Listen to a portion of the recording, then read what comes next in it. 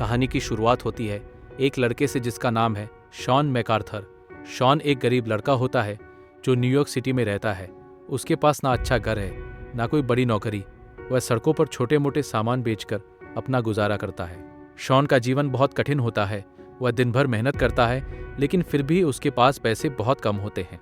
एक दिन शॉन सड़क पर अपने किताबों और सामान को बेच रहा होता है। तभी कुछ लोग आते हैं और उसका सामान छीनने लगते हैं। शॉन उन्हें रोकने की कोशिश करता है और लड़ाई हो जाती है। ये लड़ाई बहुत खतरनाक होती है, लेकिन शॉन अपनी ताकत और हिम्मत से उन लोगों को हरा देता है। यहीं पर कहानी में एक नया किरदार आता है, हार्वी बोर्डन। हार्वी एक चालाक और स्मार्ट आदमी होता है जो इलीगल फाइटिंग, गुप्त लड़ाई का काम करता है। हार्वी दूर से शॉन की लड़ाई देख रहा होता है। वह समझ जाता है कि शॉन में बहुत पोटेंशियल है, वह एक अच्छा फाइटर बन सकता है। हार्वी का ऑफर लड़ाई के बाद हार्वी शॉन के पास आता है और उसे एक ऑफर देता है। वह कहता है, तुम मेरे साथ काम करो, मैं तुम्हें पैसे कमाने का मौका दूंगा। शुरुआत में शॉन मना कर देता है क्योंकि उसे भरोसा नहीं होता, लेकिन उसकी हालत बहुत खराब होती है। उसके पास पैसे नहीं होते, रहने की जगह नहीं होती। आखिरकार मजबूरी में वह हार्वी का ऑफर मान लेता है। अब हार्वी शॉन को अंडरग्राउंड फाइटिंग की दुनिया में ले जाता है। यह इलीगल फाइट्स होती हैं जहां अमीर लोग पैसे लगाकर लड़ाई देखते हैं। यह फाइट्स बहुत खतरनाक होती हैं। यहाँ कोई रूल्स नहीं होते, सिर्फ एक ही चीज होती है, जीतना या हारना। हार्वी शॉन को ट्रेन करता है और उसे पहली फाइट दिलवाता है। शॉन की पहली बड़ी फाइट एक ताकतवर ओपोनेंट के साथ होती है।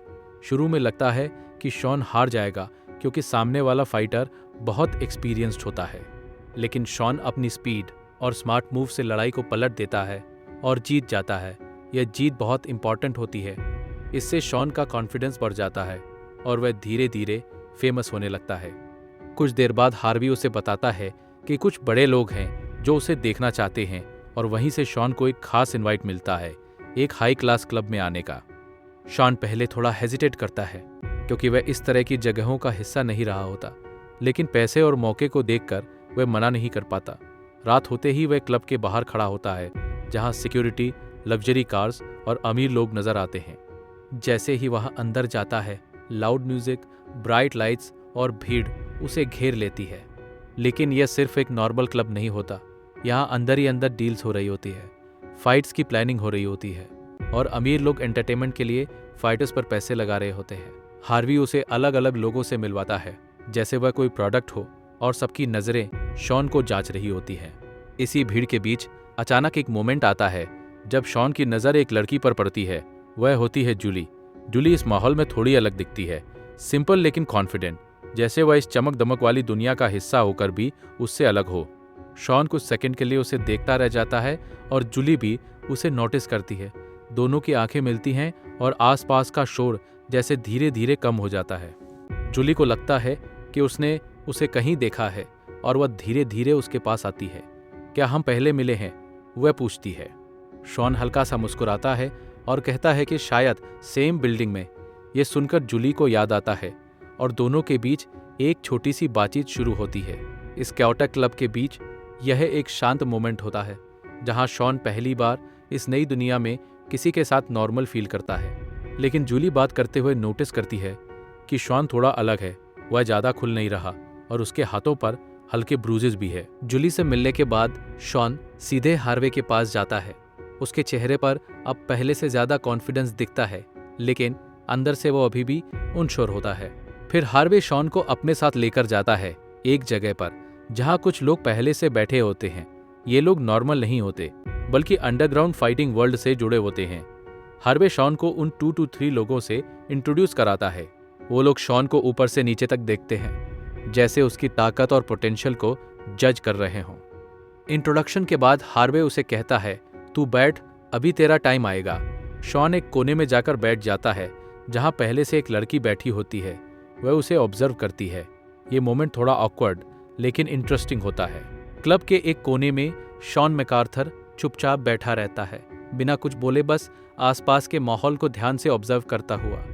उसकी आंखें हर मूवमेंट, हर फाइटर और हर रिएक्शन को पढ़ रही होती है, जैसे वह अंदर ही अंदर खुद को तैयार कर रहा हो।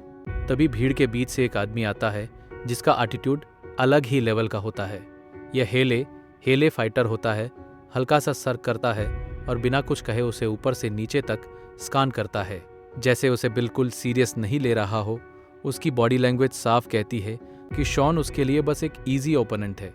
लेकिन शॉन कोई रिएक्शन नहीं देता, ना गुस्सा ना डर, बस शांत बैठा रहता है।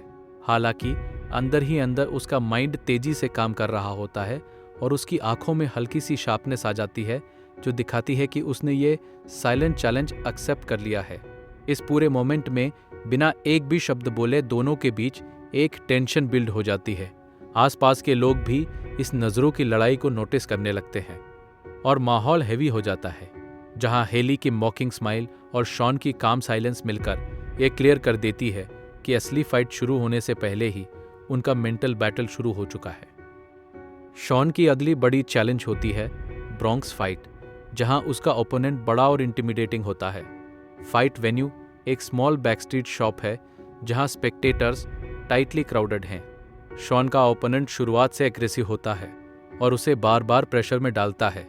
शॉन डॉज और काउंटर के साथ सर्वाइव करने की कोशिश करता है, लेकिन ओपोनेंट की शेयर साइज और स्ट्रेंथ से फाइट जल्दी केओटिक हो जाती है। फाइट में इंटरफेरेंस और एक्सटर्नल थ्रेट्स भी आते हैं। हार्वे की क्रू कुछ सिचुएशंस हैंडल करती है, लेकिन सिचुएशन कभी कभी कंट्रोल से बाहर निकल जाती है। शॉन नियरली चोक होल्ड में फंस जाता है और स्पेक्टेटर्स डर के मारे चिल्लाते हैं। फाइट प्रैक्टिकली डिस्क्वालीफाइड हो जाती है क्योंकि एनवायरनमेंट अनसेफ हो जाता है और केओस बढ़ जाता है। शॉन हार नहीं मानता, लेकिन जीत भी नहीं पाता। वह एक्सपीरियंस से सीखता है कि सिर्फ फिजिकल फाइटिंग ही नहीं, बल्कि मेंटल रेजिलियंस और स्ट्रैटेजी भी जरूरी है। इस चेन में शॉन की अडेप्टेबिलिटी, एंड्योरेंस और इंस्टिंक्ट को हाईलाइट किया जाता है। फाइट के बाद शॉन अपने अंदर कॉन्फिडेंस और डिटर्मिनेशन को स्ट्रेंथन करता है, जिससे वे अगली चैलेंजेस के लिए तैयार हो जाता है। हार्वे उसे बाहर ले जाता है और बताता है कि अगले फाइट के लिए उसकी रेपुटेशन अब और बढ़ गई है। शॉन इंटरनली समझता है कि फिजिकल स्किल के साथ मेंटल टफनेस और स्ट्रैटेजी भी इक्वली जरूरी है। इस बीच जूली शॉन से मिलती है। वह उसे देखती है और स्लाइट स्माइल के साथ कहती है, तुमने अच्छा किया, लेकिन ध्यान रखना यह सिर्फ शुरुआत है। शॉन उसके हाथ पकड़ता है और क्वाइटली कहता है कि वह अब सिर्फ जीत के लिए नहीं, बल्कि खुद को प्रूव करने के लिए लड़ रहा है।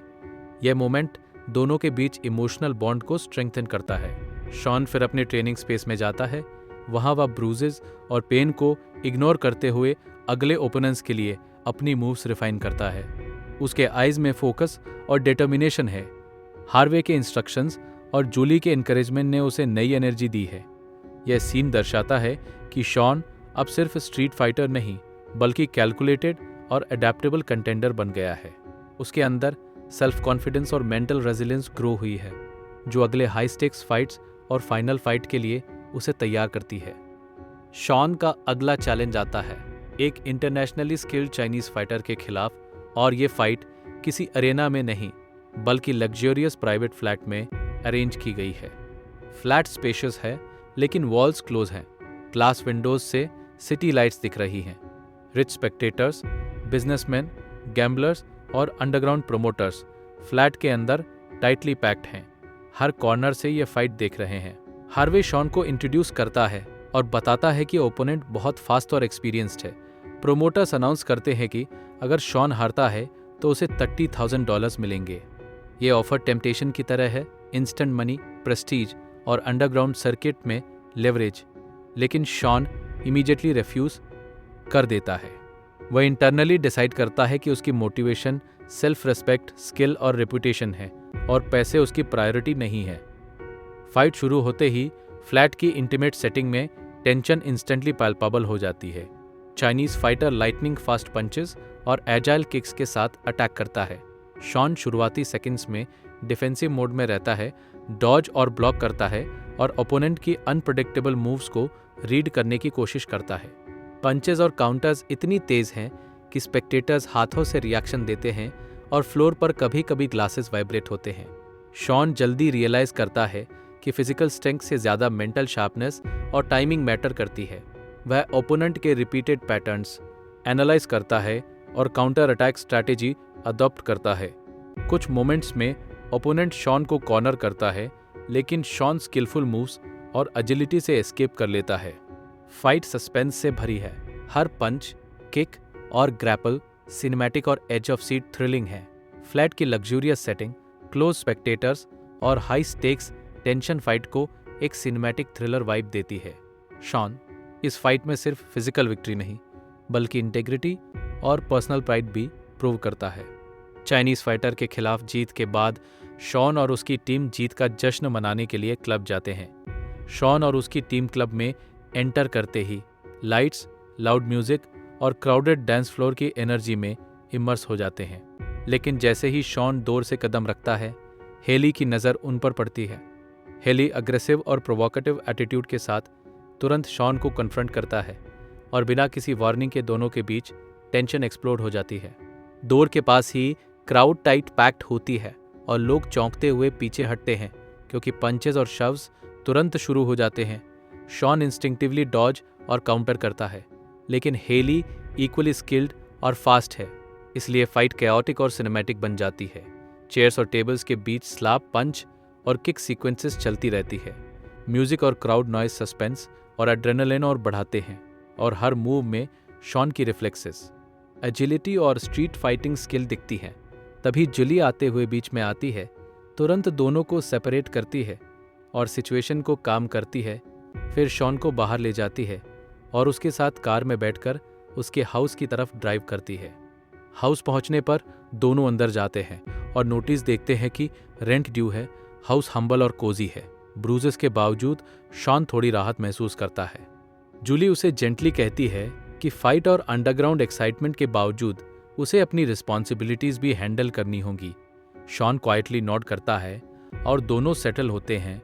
हाउस की इंटीमेट सेटिंग में काम और इमोशनल मोमेंट बनता है, जहां शॉन अपने ब्रूजेस, एड्रेनलिन और फ्यूचर चैलेंजेस के बारे में सोचते हुए धीरे धीरे रिलैक्स होता है।